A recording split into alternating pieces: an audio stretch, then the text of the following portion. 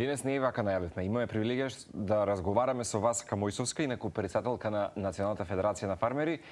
Ќе разговараме неколку клучни работи, меѓутоа драго ми што си повторно во Скопје. Драго ми и мене. Аплауз имаш од цела екипа за тоа што го работиш. Благодарам и мене ми е мило што сум гостинка ваша. И кажав на КТ утринава и на гледачите за оние кои што сега се вклучуваат, имав прилика да модерирам еден убав настан за меѓународниот ден на женските права, или поточно ќе кажеме за еднакви плати за жените, нели, во родова рамноправност. Родова рамноправност, да, во бизнис секторот или генерално пазарот на трудот. Па и од тука сигурно ќе биде едно од клучните прашања, господја Васка, како си ми периодот сама? Па добро е, малце уморни, затоа што бербата на грозје ни е веќе при крај. Ти благодарам за Веќе 2 месеци имавме берба на здравје, нека ви е, тоа е од нашето грозје. И така да, но нели се заборава. Работата си тече кога ја работиш со желба и со љубов.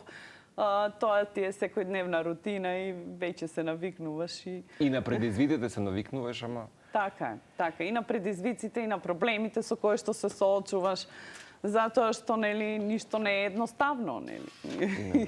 Така. Често пати знаеме да кажеме, жената во бизнис секторот или генерално на самата бизнис сцена, ама јас ќе кажам жената со големи предизвици, особено во руралниот свет. Имено затоа и се случува всушност, нели, и ако не се лажам, 15 октомври, меѓународниот ден на руралните жени. Ако ни го објасниш концептот и значењето на овој ден? 15 октомври е меѓународен светски ден, признает од Обединетите нации во 2008 година, кој што е за одбележување на денот на руралните жени, односно како некој почит кон жените кои што ја хранат, нели, планетата. Обично се тоа руралните жени кои што произведуваат храна. И од 2008 година наваки се прославува во 80 земји во светот. Македонија е една од тие земји и нашата организација, Националната федерација на фармери, ја прославува секоја година со одбележување на токму на тој ден. Случајно е избран Васка датумот 15 октомври или има некакво длабоко значење, или можеби само како датум назначен? Можеби како датум, толку не навлегуваме, тоа е сепак од Обединетите нации датум избран, но претпоставувам по моје некое гледиште затоа што е есен и тогаш руралните жени се најнели експонирани. Јасно.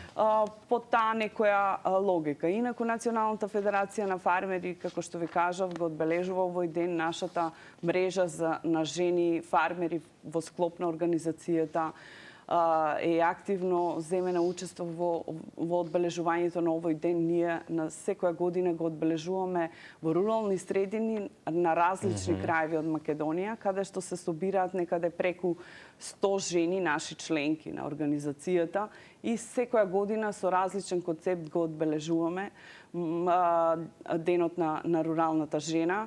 Оваа година ќе се одржува во Крушево, а ќе биде и на малце повисоко ниво во однос на тоа што ќе имаме гости од регионот, кои што се представнички на руралните жени, а тоа ќе бидат од Албанија, од Косово, од Црна Гора, од Босна, од Србија. И повторно ќе бидат споделени пораки и приказни и секако ќе бидат доделени и благодарници и признанија на жени кои што дале придонес за нели за социоекономското јакнење на жената од руралните средини. Инаку тука ќе имаме на самиот настан и двајца министри, тоа се Министерството за земјоделство, шумарство и водостопанство, Министерката за труд и социјална политика, потоа двајца амбасадори, амбасадата на Германија и амбасадата на Шведска, впрочем и подражувачи се ГИС и ВИЕФЕК, кои што се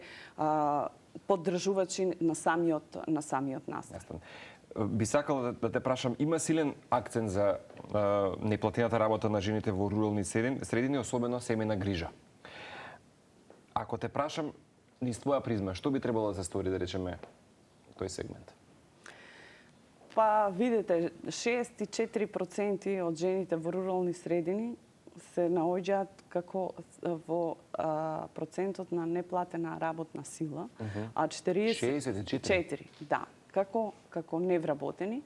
47% од руралните жени не им е платена работната сила поради тоа што се грижат за семејството, односно за децата, поради домашните обврски и на фармата и за околу куќата се грижат за децата и за родителите. Руралната жена се соочува со голем број на предизвици во текот на своето работење, а тоа е социјална исклученост, невработеноста. Баш на маргините. Да, потоа нееднаквата распределба на имотот, она традиционалното припишување имотот на машките деца. Потоа имаме недоволен пристап до социоекономско јакнење, до културни добра, недоволен пристап до здравствени установи, недоволен пристап до градинки. Сето тоа влие на самата рурална жена и на нејзиниот развој.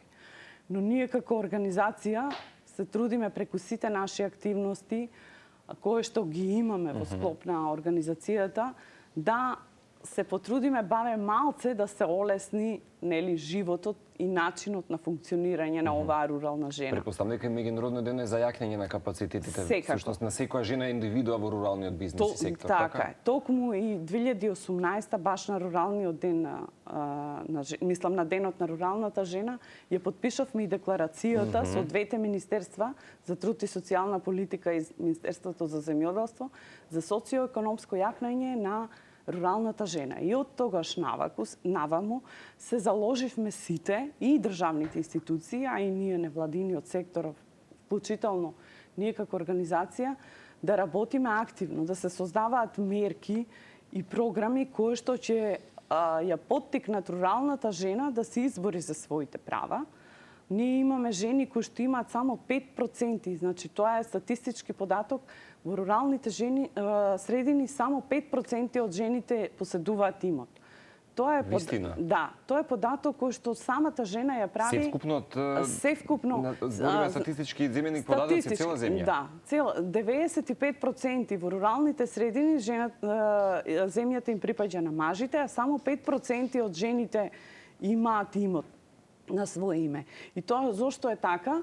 Со право е дозволено на жената да си побара со законски има можности. Говорите ми за родова еднаквост. Затоа што тоа се традиционални непишани правила кои што самите ние жени ги прифаќаме и самите жени ги пренесуваме на нашите деца. Да речеме, од страна на некои семејни членови постои ригидно за неприфаќање, можеби, или припишување на имотот, како што велите на така е. И се си е во ред да си е со договор, нели, во склоп на самото семејство, но кога жената сака да има имот, затоа што сака да отвори некој свој бизнис и да работи и да биде економски јака за да може да подигне некој кредит за да може да напредува, тогаш мислам дека треба тоа да го искористи тоа право. Можностите за вработување на жените во рурални области се чини дека баш представуваат и значајна грижа. Васка сега, бидејќи сме во последните некоја минута-две, ако те прашам кои мерки ги предлага самата Национална федерација на фармери за да се реши овој чемер јат или јас кој што се случува? Ние како организација, пошто ние нас секторот земјоделство, се трудиме и се бориме со институциите да добиеме што поголеми подршки од страна на Министерството за развој на овие жени, со цел да се само вработат. Затоа и успеавме да излобираме да се добијат грантови за жените од рурални средини, кои што ќе можат да вршат преработки на своите земјоделски производи. Првата година грантот беше 3000 евра, сега е 6000 евра. Тоа не значи дека е доволно, затоа се бориме да биде уште повеќе. Со самото тоа да влезат тие жени во системот на вработување, кое што ќе можат да напредуваат. Потоа, исто како организација се изборивме за преку програма да се добие правото на породилно отсуство, односно надоместок на мајчинство, кое што досека индивидуалните регистрирани земјоделки не го добиваа. Тоа беше проблем кој што 30 години траеше и лично јас како земјоделка не сум го искористила и многу други земјоделки, затоа сум многу среќна сега. Затоа што сте биле несигурни можеби за продолжување на работниот однос. Така, и сега имаат можност благодарение на поддршката која што ја имаме од VFX, која што ни овозможи да се формира таа координативна група од сите институции релевантни и двете министерства, всушност трите, Министерство за здравство, Министерство за земјоделство и труд и социјала, да се избориме да се направи, но истата таа група ќе работи и на решавање проблемот со болничко боледување за регистрираните индивидуални земјоделци, затоа што сега ја нема таа можност да ја искористат. Истата оваа група работи во склоп на нашите можности како организација, ние не застануваме и понатаму ќе работиме се со цел да можеме жените што повеќе и повеќе да ги вметнеме во она општествена одговорност, она систем во кој што ќе можат утре да си остварат и право на пенсија. Да си користат баш сите права кои што се како што ги имаат и жените во урбаните средини. Ке ми ветиш дека следен пат продолжуваме со разговорот. Ви ветувам и исто сакам да се заблагодарам на поканата и ве поканувам во Грушево на 15 октомври. Јас се извинувам, имам што не ја најавив и првата госпоѓа, односно жената на председател Пентаровски, а тоа е госпоѓа Елизабета Ѓорѓиевска, и таа ќе ни се обрати тој ден. Така, еве, повелете сите кои што имате можност да дојдете и да видите каква настан и каква дружба ќе имаме со жените од рурални средини. Васка за жените, дами и господи во рурални средини, никогаш доста за разговор. Сетуваме следна средба и ти благодарам уште за подарокот.